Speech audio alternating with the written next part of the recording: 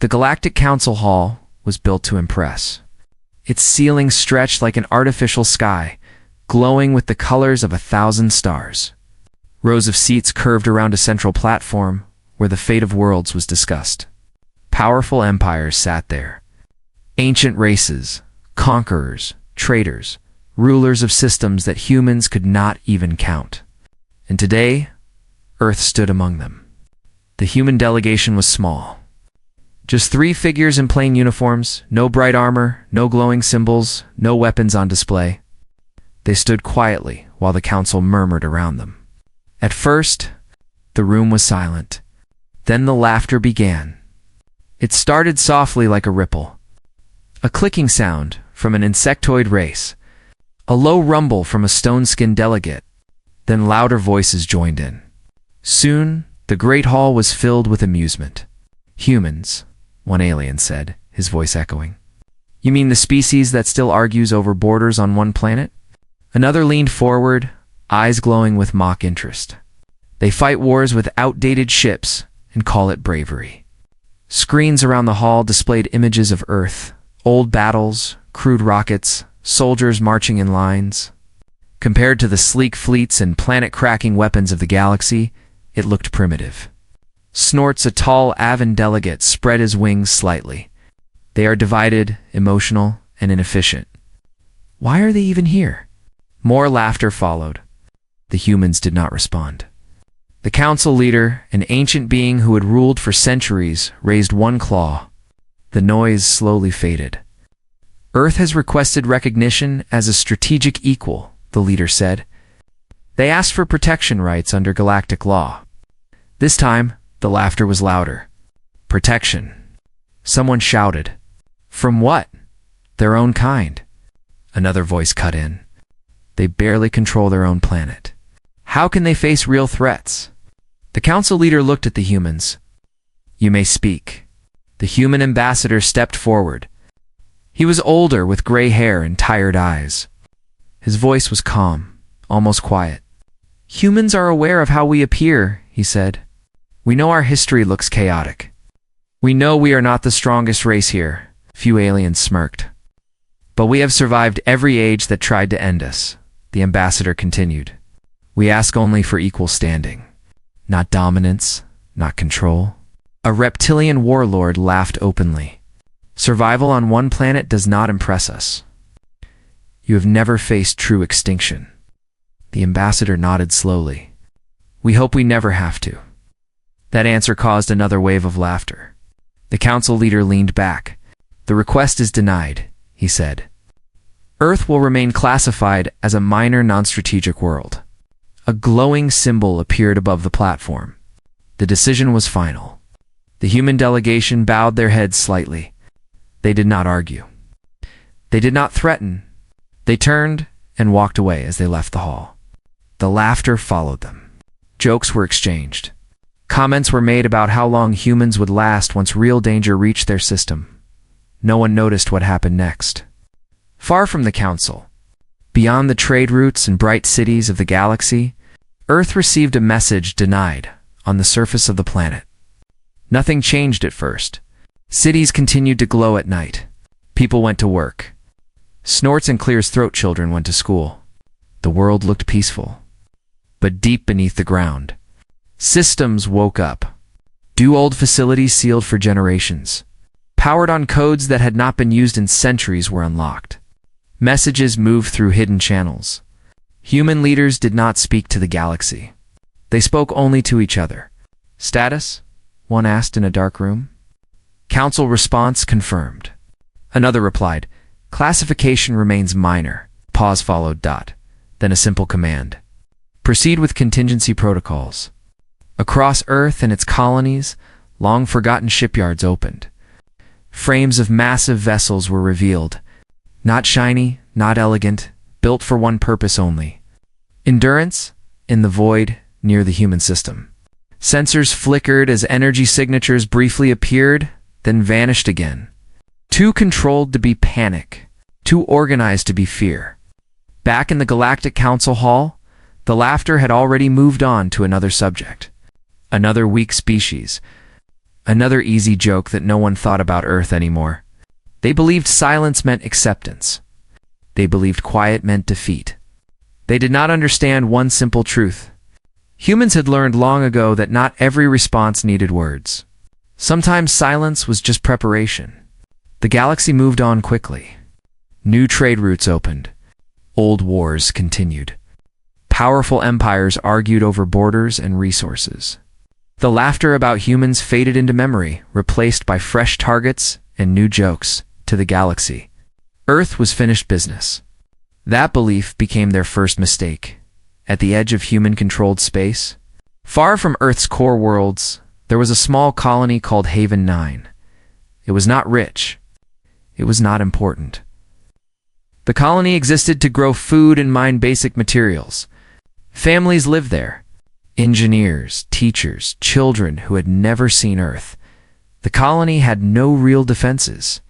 That was why it was chosen that an alien raiding fleet arrived without warning. They belonged to a minor but aggressive empire that wanted to prove its strength. Attacking a human colony seemed safe, easy. A message to the rest of the galaxy. Their commander did not even bother to contact the colony. "Erase it," he ordered. "Let the galaxy watch." Energy weapons burned through orbiting stations. Communication arrays vanished in seconds. The colony tried to send distress calls, but the signals were jammed. On the surface, people looked up as the sky turned bright and loud. It was no battle, only destruction. When it was over, Haven 9 was silent. Its cities were gone. Its lights were dark. The raiding fleet left without losses, broadcasting the footage across galactic channels. The reaction was exactly what they expected. Laughter. Humans again. Commentators said they cannot protect even their own. Some praised the attackers for their boldness. Others joked that Earth would complain, then do nothing. No warnings came from human space. No fleets moved. No angry speeches filled the networks. Earth was quiet, too quiet. On Earth, the footage played in secure rooms. Leaders watched without speaking. Military commanders stood still. Scientists stared at the screens. There was no shouting, no panic, but no public reaction at all. The decision had already been made long ago. Deep under the surface of Earth, massive doors opened. Power systems that had been idle for centuries came online. Old symbols lit up on walls carved with names and dates from forgotten wars. A human officer spoke softly. "Contingency threshold reached." Another nodded, confirmed. "Colony loss verified." A third voice followed. "Protocol restraint is lifted." Across human space, hidden shipyards began to move. They were not designed for speed of construction. They were designed to last. Thick armor plates slid into place. Engines tested at low power, then shut down again. These ships did not shine. They did not intimidate. With size alone, they were built with one lesson in mind. Humans had learned that survival meant preparing for the worst day, not the best one. Back in the galaxy, the raiding fleet returned home as heroes. Their commander stood proudly before his rulers. The humans did nothing. He said they are weak. His rulers agreed. Plans were made for future raids. More colonies, more resources. No one noticed the reports coming in from deep space sensors. Strange readings, brief energy spikes, movements that did not match known trade patterns. When analysts questioned them, the data was dismissed. Probably old human junk. One official said they like to hide broken machines. The Galactic Council did not even meet to discuss the attack. Humans were not considered important enough. Weeks passed and months. Snort's Earth still said nothing. Got no threats, no demands, no calls for justice. The galaxy relaxed. That was the second mistake. On a distant human moon, a single ship lifted from an underground dock. It moved slowly, without lights. Its engines burned clean, almost invisible. As it entered deep space, others followed. Not hundreds, not thousands, just enough snorts. Each ship carried the same simple message. In its core systems align. Written in old human language, we will not be. Erased the galaxy still believed Earth had accepted its place. Believed humans had learned fear they. Did not understand what had really happened. 9 was. Not just a colony, it was a line, and the galaxy had crossed it. The first sign that something was wrong did not come from a battlefield. It came from silence. Along a busy trade corridor near the border of human space, merchant ships began to vanish. No distress calls, no debris fields, just empty routes where traffic should have been constant. At first, the losses were blamed on pirates' dock. Then a patrol fleet from the same empire that destroyed Haven 9 entered the corridor. They never returned. Sensors recorded a few strange details before going dark. Massive shadows, gravity distortions, energy readings that did not match any known weapon. The reports reached the Galactic Council. This time the room was not full of laughter. Commanders argued. Analysts compared data. Some suggested the humans were involved. The idea was dismissed. Impossible. One delegate said, humans do not have that capability. While they debated, the truth moved closer. Human warships emerged from deep space like mountains drifting through darkness. Their hulls were thick and dark, scarred by design. No glowing markings, no banners, no attempt to impress. They did not announce themselves. They did not issue warnings. The first target was a military outpost near the trade corridor. It was heavily armed by galactic standards. Shields flared as sensors detected incoming objects. Too late, human weapons did not overload the shields. They crushed them. Gravitational pulses folded defensive lines inward. Precision strikes followed, calm and measured. Power cores were disabled. Command centers went silent. The outpost fell in under 2 minutes. Survivors sent broken messages filled with panic. They are not stopping, one officer cried. They are ignoring standard rules. Human ships moved on. They did not chase civilians. They did not destroy cities. Every strike was focused. Every target was military. This confused the galaxy more than fear ever could. Other empires rushed fleets to the region. Dozens of ships formed defensive lines, confident in their numbers and advanced weapons. They engaged the humans together. That was their third mistake. Human ships did not rush forward. They waited, as enemy weapons fired. Human defenses absorbed the attacks without flashing shields or dramatic explosions.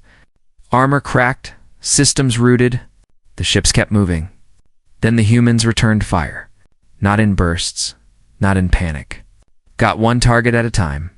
Enemy ships lost engines and weapons, then power. They drifted helpless as human vessels passed them without finishing them off. The message was clear. This is not a battle. One alien commander realized too late. This is a demonstration. Across galactic networks, fear replaced laughter. Footage spread faster than any official statement. Species that once mocked Earth now whispered its name. Old historians began to speak. They found records buried in forgotten archives. Stories of early human conflicts, of wars where humans fought themselves almost to extinction and learned terrible lessons from it. One line appeared again and again in those records. When humans fight without limits, survival becomes optional. The Galactic Council finally issued a call. They asked Earth to explain its actions. The response came not from a politician, but from a single human ship broadcasting on an open channel. This response was delayed by choice. The voice said calm, controlled, human. We were silent because we hoped restraint would be enough. The message paused. Restraint has failed. No threats followed. No demands. The broadcast ended. Human fleets stopped advancing. They held their positions. The galaxy waited, shaking, unsure of what would come next. They now understood the truth that had been hidden behind. Laughter and silence. Humans had never been weak. They had been careful, and now they were done holding back. The galaxy had never known fear like this. For centuries, power had been measured in fleet size, weapon glow, and how loudly a species could threaten its enemies. Now, none of those things mattered. Human ships waited in silence, and that silence pressed on every system like a heavy weight. The Galactic Council reconvened an emergency session. The same hall, the same seats, but this time, no one laughed. Delegates who once mocked Earth now avoided each other's eyes. Military advisors whispered urgent reports. Snort's borders were collapsing, not because humans were conquering them, because fear was spreading faster than any fleet. Human ships had stopped at key locations, not near capitals, not above worlds full of civilians. They positioned themselves near shipyards, command hubs, and military choke points. Every empire understood the message. Humans could end this, and they were choosing not to. A request was finally sent to Earth. Not a demand, not an order, a plea. The human delegation returned to the council hall. This time, they were not ignored. Security escorts lined the path, not to control them, but to protect them. Every eye followed the humans as they stepped onto the central platform. The same ambassador stood there, older, tired, but steady. The council leader spoke first. Earth has demonstrated unexpected strength. The council wishes to understand your intentions. The ambassador looked around the room at the faces that once laughed. Our intention was never revenge, he said. It was remembrance. Confusion spread across the hall. Haven 9 was not important to you, he continued. But to us, it was home. When you laughed at our loss, you reminded us of something we had tried to forget. He paused. We tried to leave war behind. We chose peace, cooperation, and restraint. You mistook that choice for weakness. No one interrupted him. We did not come to rule you, the ambassador said. We did not come to erase you. He raised one hand and a hologram appeared. The image of Haven 9 before the attack. Children running, workers laughing, simple lives. We came to draw a line. The council leader swallowed. And if that line is crossed again, the ambassador's voice did not change. Then the silence will not return. A new agreement was proposed within hours. Human space was reclassified. Attacks on human worlds were declared acts of collective aggression. Warning zones were established around Earth and its colonies. For the first time in recorded history, the galaxy adjusted its laws because one species demanded respect, not dominance. Human fleets withdrew slowly, not in victory parades, not in celebration. They simply left. In the systems they had passed through, alien crews repaired disabled ships. Survivors told stories of calm human voices, precise fire, and mercy where none was expected. Across the galaxy, schools changed their lessons. Humans were no longer listed as a minor species. Militaries studied their strategy in silence. The jokes disappeared. On Earth, there were no celebrations either. Memorials were built for Haven 9. Names were carved into stone. Flags were lowered. The war machines returned to their hidden docks. Systems powered down.